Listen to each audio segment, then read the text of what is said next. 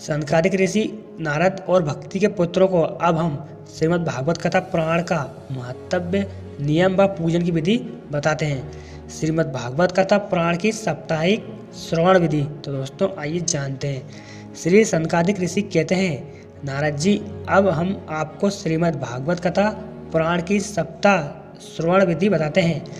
श्रीमद् भागवत कथा पुराण का आयोजन प्रायः सभी लोगों के सहयोग और उनके धन के द्वारा ही होता है। सबसे पहले किसी विद्वान ज्योतिषी को बुलाकर शुभ मुहूर्त के बारे में पूछना चाहिए। फिर जिस प्रकार एक गरीब कन्या की विवाह के लिए धन एकत्रित किया जाता है, वैसे ही सभी लोगों का सहयोग लेना चाहिए।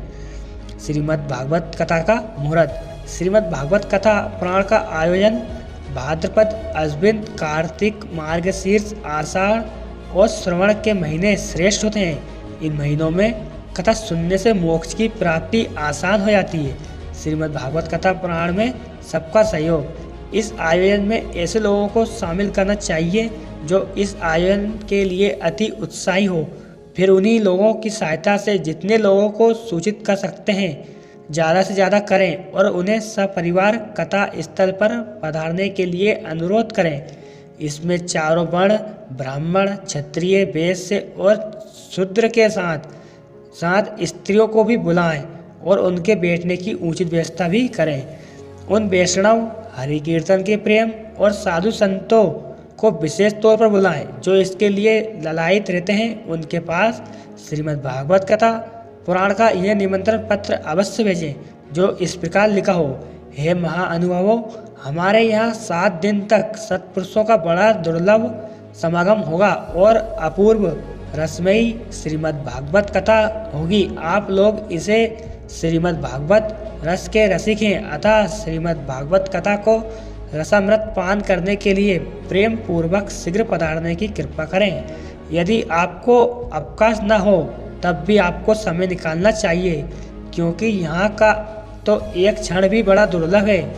इस प्रकार उन्हें विनय पूर्वक आमंत्रित करें। श्रीमद् भागवत कथा पुराण का स्थान।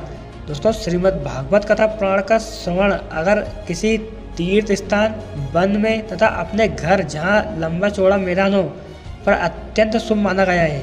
भूमि खोजने के बाद वहाँ साफ सफाई करें। आसपास पुष्पों और तुलसी के पौधे जरूर लगाएं। जगह जगह पर चौक पूरे लेपन करें। श्रीमद् भागवत पूजन विधि। 5 दिन पहले से सभी लोग मिलकर बिछाने के वस्त्र एकत्रित करें।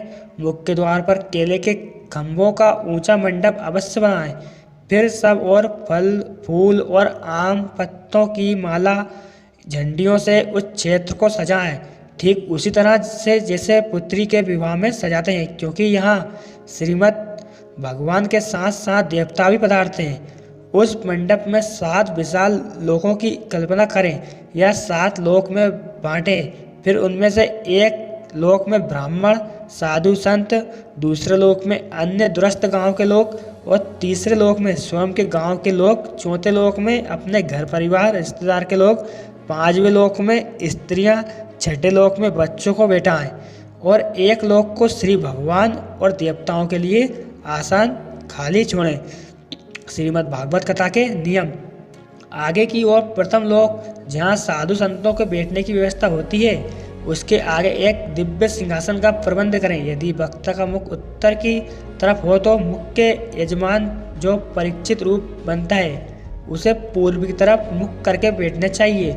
वक्ता और श्रोता को पूर्वमुख करके बैठना चाहिए।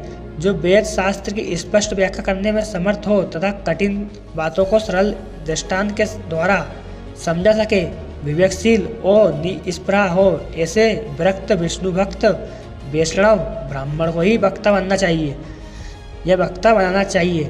ऐसे लोगों को वक्ता नहीं बनाना चाहिए जो वक्ता या पंडित होते हुए भी दूसरे धर्मों की बात करें, जिसकी वहाँ आवश्यकता नहीं होती है। जो स्त्री लंपट हो, जो पाखंड का प्रचारक हो, नास्तिक हो, वामपंथी हो, ऐसे लोगों को वक्ता नियुक्त न करें। कथा प्रारंभ के दिन से एक दिन पूर्व व्रत ग्रहण करने के लिए वक्ता को छोड़ करा लेना चाहिए तथा अरुणादय के समय शौच से निवृत्त होकर अच्छी तरह स्नान करें और संध्यादि अपने नित्य कर्मों को संक्षेप से समाप्त करके कथा के विघ्नों की निवृत्ति के लिए गणेश जी का पूजन करें।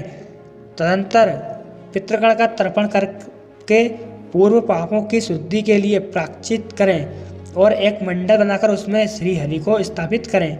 फिर भगवान श्री कृष्ण को लक्ष्य करके मंत्रोच्चारण पूर्वक क्रमशः षोडशोपचार विधि से पूजन करें और उसके पश्चात प्रदक्षिणा तथा नमस्कार आदि कर इस प्रकार स्तुति करें।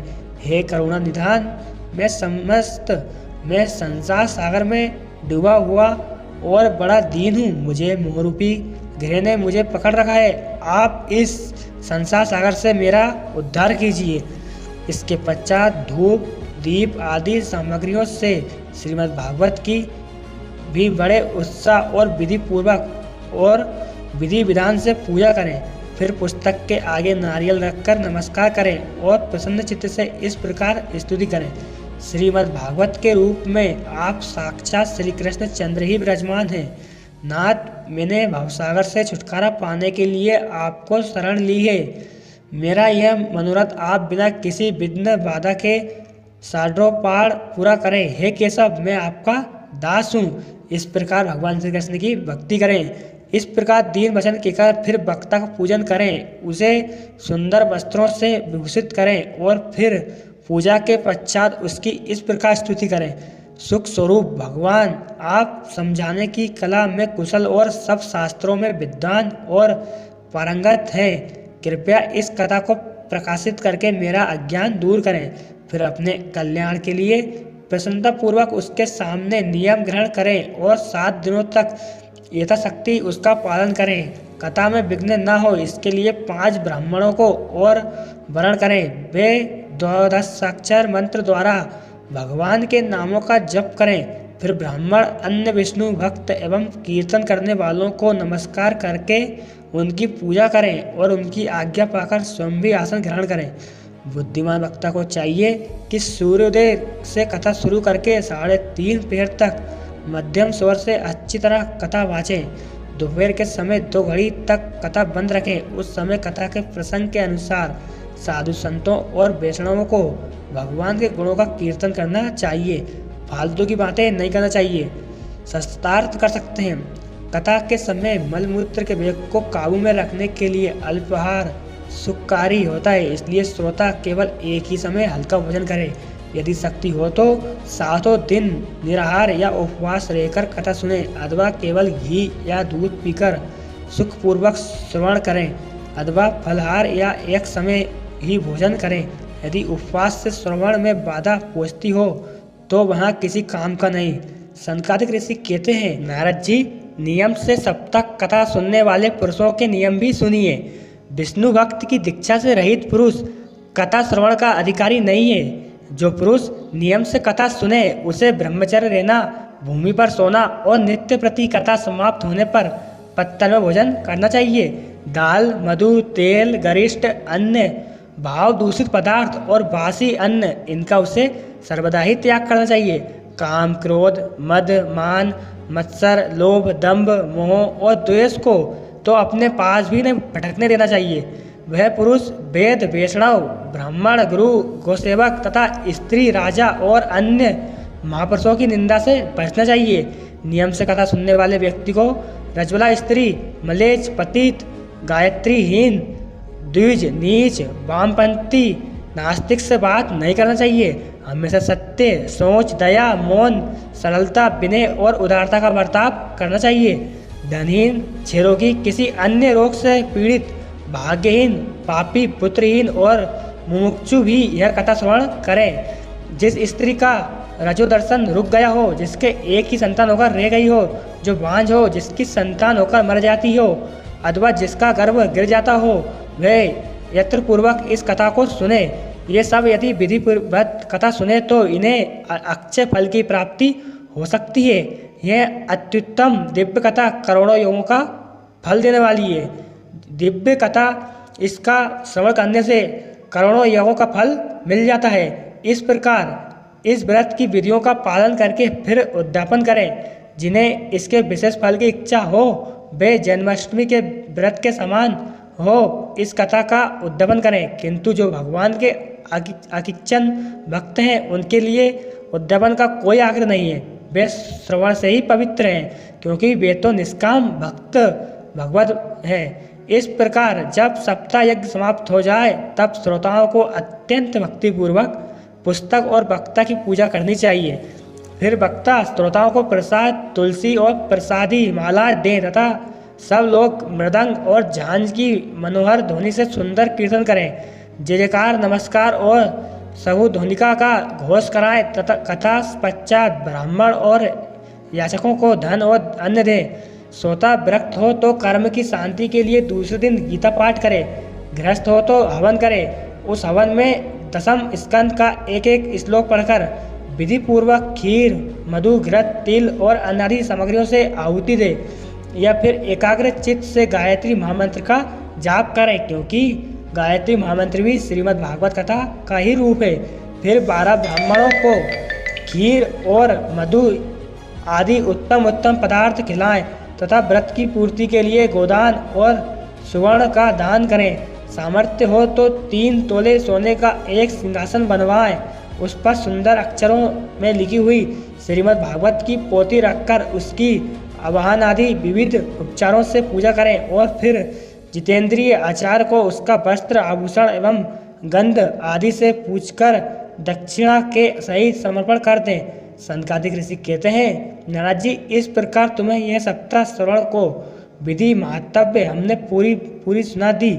इस श्रीमद् भागवत से भोग और मोक्ष दोनों ही हाथ लग जाते हैं। सूत जी कहते हैं, सोनक जी, यो कहकर महामुनि सनकादिक ने 1 सप्ताह तक विधि पूर्वक इस सर्व पापनाशनी, परम पवित्र तथा भोग और मोक्ष प्रदान करने वाली भागवत कथा का प्रवचन किया। सब प्राणियों योनि नियम पूर्वक इसे श्रवण किया। इसके पश्चात उन्होंने विधि पूर्वक भगवान पुरुषोत्तम की स्तुति की। कथा के अंत में ज्ञान, वैराग्य और भक्ति को बड़ी पुष्टि मिली और वे तीनों एकदम तरुण होकर सब जीवों का चित्त अपनी ओर आकर्षित करने लगे। सोनक जी ने पूछा, सूत जी, सुखदेव जी राजा परीक्षित को, गोकर्ण ने धुंधारी को और सनकादिक ऋषि ने नारद को किस किस समय यह ग्रंथ सुनाया? सूत जी ने कहा, द्वापर युग में जब भगवान कृष्ण ने अपने धाम वैकुंठ को चले गए तो फिर उसके 30 साल बाद पृथ्वी पर कलयुग का आगमन हुआ। कलयुग ने राजा परीक्षित से अपने लिए जगह मांगी थी। फिर राजा परीक्षित कलयुग के वशीभूत होकर एक पाप कर देते हैं जिससे उन्हें श्राप मिलता है। उस श्राप से मुक्ति के लिए भी श्री सुखदेव जी महाराज ने पहली बार भाद्रपद मास की शुक्ला नवमी को राजा परीक्षित को श्रीमद् भागवत कथा सुनाना आरंभ किया था। इसके बाद राजा परीक्षित की कथा सुनने के बाद अर्थात कलयुग के 200 वर्ष बीत जाने के बाद आषाढ़ मास की शुक्ल नवमी पर गोकर्ण जी ने ये कथा अपने भाई धुंधकारी को सुनाई थी, जो अपने बुरे कर्मों से प्रेत बन गया था। इसके बाद कलयुग के 30 वर्ष और बीत जाने पर जब श्री नारद तीनों लोगों को भ्रमण करते हुए पृथ्वी पर यमुना तट से निकले तो उन्होंने भक्ति को उसके पुत्र ज्ञान और वैराग्य के साथ अचेत अवस्था में यमुना तट पर देखा। फिर उनके उद्धार के लिए कार्तिक शुक्ल नवमी को सनकादिक ऋषि ने नारद और भक्ति के पुत्रों को यमुना के तट पर यह कथा सुनाई। सूत जी बोले, सोनक जी, आपने जो कुछ पूछा था उसका उत्तर मैंने आपको दे दिया। इस कलयुग में भगवान भागवत कथा हर रोग की रामबाण औषधि है। संत जानो, इस कथा को बड़े बड़े ध्यान से सुनो। यह श्री कृष्ण को अत्यंत प्रिय है, संपूर्ण पापों को नाश करने वाली है और भक्ति को बढ़ाने वाली है। सूत जी, हरिद्वार के घाट पर सोनक जी यह श्रीमद् भागवत कथा सुना रहे हैं। सूत जी इस कथा में भक्ति और नारद का वृत्तांत बताते हैं, जिसमें सनकादिक ऋषि ने नारद और भक्ति के पुत्रों को प्राचीन काल में यही कथा बताई थी। सनकादिक ऋषि ने ही प्राचीन आत्मदेव का इतिहास नारद को बताया, जिससे गोकर्ण महाराज अपने भाई धुंधकारी को श्रीमद् भागवत कथा सुनाई थी। इसी के चलते श्रीमद् भागवत महात्म्य की कथा समाप्त होती है और इसके साथ अध्याय 6वां भी समाप्त होता है। तो दोस्तों, कैसी लगी आपको श्रीमद् भागवत कथा पुराण की सप्ताह यज्ञ की विधि? अच्छी लगी हो तो वीडियो को लाइक करें और चैनल को सब्सक्राइब करें तथा अपने दोस्तों के साथ शेयर करें। जय श्री कृष्ण दोस्तों।